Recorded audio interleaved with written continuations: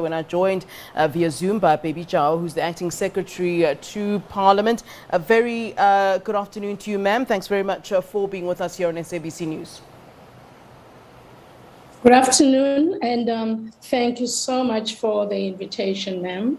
You know, the week that you're most welcome. The week that the fire took place, we had a conversation with Nehawu. A gentleman by the name of Temba Kubula was speaking to us about the fire. Represents Nehawu and some of those members that he represents that work inside or for Parliament. And he raised your name a number of times, and I'm just looking through my notes. In fact, I went back to those notes of the conversation that I had with him that particular week.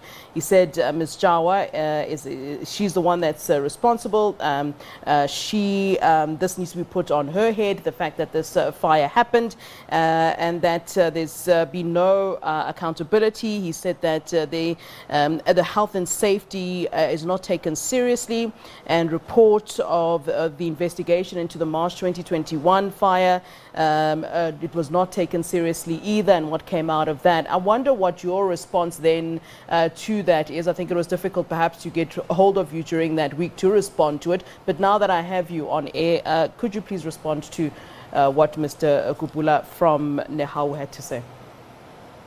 Thank you very much. I think it's first thing I want to express is that it is quite unfortunate that our place of work and an apex office in the land in South Africa has been gutted by fire. And the second point is I am going to be very careful not to respond to things that are in the purview of law enforcement, so that there is no compromising of information and the work that the agencies are doing. Let me talk to the report indeed that was mentioned.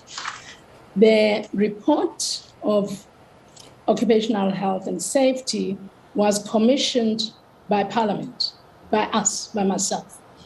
It was a report of the internal audit, who are officials of our Parliament, a unit that is established by our act called the Financial Management of Parliament Act. In that act, there is a section that says the accounting officer has to establish an internal audit unit. The internal audit unit has to assess the internal controls and make sure that managers actually attend to those weaknesses that are identified. We commissioned that report, and this is the report that's called the OSHI Audit Report of 2018. On the basis of the findings, that were 13 findings that looked at areas where there are challenges. And the report looked at the governance, they looked at areas of training, and I'm sure, I don't know if you have a list of that. And today we were responding to the committee on those matters. And we made it clear that we also have a unit, that OSHI unit. It constitutes of 5 officials who are supposed to assist us to identify the risks, assist us to mitigate the risks of ensuring that the environment of Parliament is conducive for the workers to be on the precinct. And I am not, I'm just going to keep to that. What then happened with that report is the assessment was done. We then developed an action plan for intervention. It is not correct to attribute the breakout of fire to individuals of Parliament officials until we understand what the issue is and the investigations tell us exactly that action plan of activation after the OSHI report, and of course, this was commissioned by you, I'm assuming, after that fire that you managed to didn't get out of control, that March 2021 fire. It was done after that. Am I correct in assuming that? No, ma'am. The 2021 fire was on the 16th of March. Right, 2021. That was in the old family. Our report is 2018. When we arrived here, there were no governance documents, there were no policies that guide the That's operations. fine. So after the March 2021 fire, what did you then do after that? Because there was a fire, an electrical shortage, and that's what caused that particular fire. So after that, after March 2021, I understand the OSHA report now, you've corrected me rightly so, was 2018 you're saying. So after that March 2021 fire, after the electrical shortage, what did you then do? And you're talking about action plan of activation. What did you activate? What did you do exactly? The fire of March, as you'd imagine, it becomes a case that is taken to the law enforcement. Public Works takes over the space. They then insert SABC. SABC gives a report to say it was an electrical fault in the buildings because the buildings are old.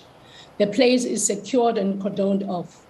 So there is no connection between that fire because the SABC, the South African Police Services, concluded that it was an electoral fault. And this is an area where Public Works, who are our landlord, and the South African Police Services, who are investigating, provide a report, and that report was presented on the 14th of May by Public Works to the Joint Standing Committee. This is a Joint Standing Committee that oversees and monitors our work as Parliament officials. Yeah, let's go through. Currently, the rehabilitation of that area has not happened, and it hasn't happened because of restructuring and because of the delays of construction. And unfortunately, this other fire of January came in. Yes, ma'am? Yes, okay. So we got the briefing today about the extent of the damage and what happened. A lot of people are asking the question about the sprinklers. I mean, you would think that a building as important as Parliament, even if there was not enough security personnel on the ground, I mean, we've heard so many different stories about why there wasn't enough security on the ground and why, there wasn't an earlier alert that there was indeed a fire. But one would think that there would be some sort of a sprinkler system that goes off or something that happens. And there have been a lot of questions that are asked about the issue of the sprinklers. What can you tell us at this point? Were they not activated? What exactly took place?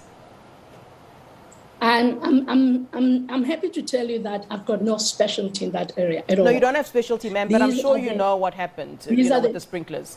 Especially in your position. I don't want to lead to the public. So they didn't go off at all, which leads to an issue of maintenance. That's not the purview of the accounting officer of Parliament. I do not know. Those are professional areas of technical people who've got better knowledge than I have. And the maintenance is done by people outside because the buildings of Parliament, the maintenance of Parliament, fire and everything is the responsibility of the various stakeholders.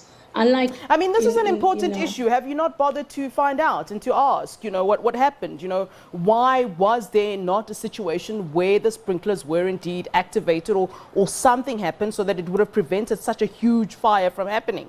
I mean, it's important. So if you haven't asked the question and you're saying to me you don't know, that's a little bit concerning considering what your job is. So have you not found out or asked from those responsible? You say it's not you, that's fine, but have you not found out what exactly then happened? Because my first question in your position would have been, what happened to the sprinkler system? The question is asked. What I'm saying is that the question is asked, and all these matters are under law enforcement. And at this point in time, we're not going to be interfering with their processes. I think at the end of the investigation, all things will be revealed and everybody will actually be informed as to what exactly happened. Everybody is asking questions of what could have happened.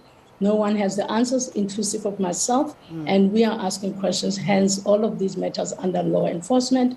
There's an investigation person who is General Kana, who's leading the investigation of Parliament. And I am not going to speculate because indeed we will wait for the investigation that will be informed by people who are knowledgeable and will have to identify what went wrong, something that worries us all. Thank you so much. Thanks very much, Baby Tyawa, who is the Acting Secretary to Parliament. And of course, we're talking about that report and to the extent of the damage of that fire in Parliament.